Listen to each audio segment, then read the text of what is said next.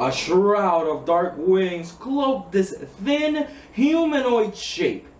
Two monstrous red eyes glare malevolently from its narrow face.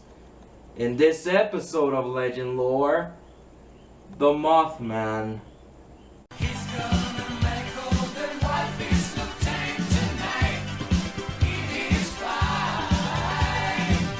Making his appearance as a CR6 creature in Bestiary 2 of the Pathfinder RPG, the Mothman is described as being around 7 feet tall, weighing at just 100 pounds. Sort of a lightweight. However, the entry tells us that little is known about them. They view themselves as agents of fate, and most people forget their meeting with the Mothman. Using their Agent of Fate spell-like ability, the Mothman may recreate various spells, just as long as that spell steers the flow of fate in its proper course. So basically, up to GM's discretion. Their mind-warping gaze will render shaking any creature that sees the Mothman. However, no ability the Mothman possesses removes the memory of meeting a Mothman from a creature's mind. Perhaps an oversight? Because it is in the creature's description, but the creature itself doesn't have anything like that. The creature obviously can fly and has other spell-like abilities to its disposal, but at the end of the day, it's chaotic neutral, so no real reason to fight it. Perhaps if the players are trying to stop something from happening and the Mothman sees it as them intervening with that other person's ultimate fate, then the Mothman would probably butt in and try to fight the players. But seeing as it's not really a combat creature, it would go down quickly. He does, however, have a constant blur effect, which means any attack that targets it has a 20% chance of missing, so he has that going for him, so the fight might be a little bit more annoying than usual. But where does the myth of the Mothman come from? Originally a cryptid, speculated to exist in the Point Pleasant area of West Virginia, with sightings as far back as 1966, spawning a book called The Mothman Prophecies, claiming that there were supernatural events related to the sighting and a connection to the collapse of the Silver Bridge. Yeah, honestly, I think the only connection that there is that the Mothman was the one who made the bridge collapse. Why else you think he'd be so elusive? Now, could he be an alien? A military created creature, a big owl, an air balloon, all of the above? Damn. That looked weird though, a militarized alien owl balloon.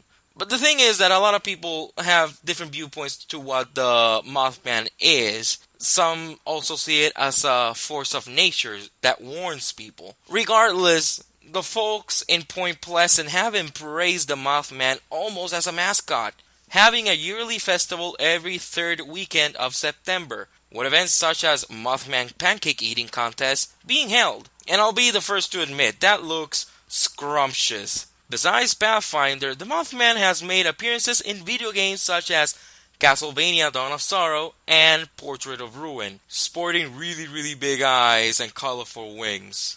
And in the Shin Megami Tensei series as a recurring cute demon.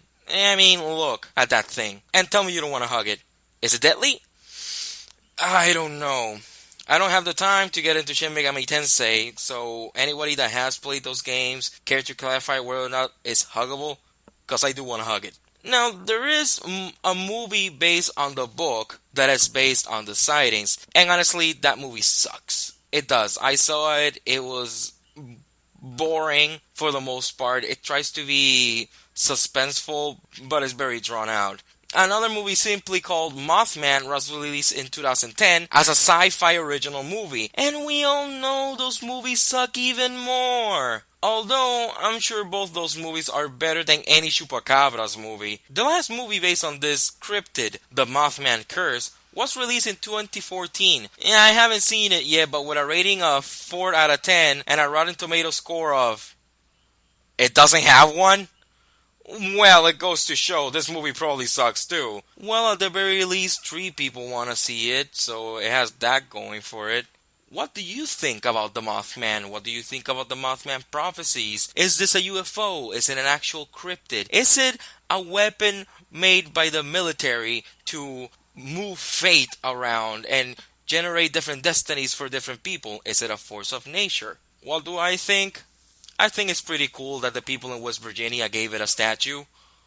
I mean, the Puerto Ricans haven't given the Chupacabras a statue yet, so shame on you guys. That's it for this episode of Legend Lore. Like what you saw? Remember to like, comment, share, and subscribe for more.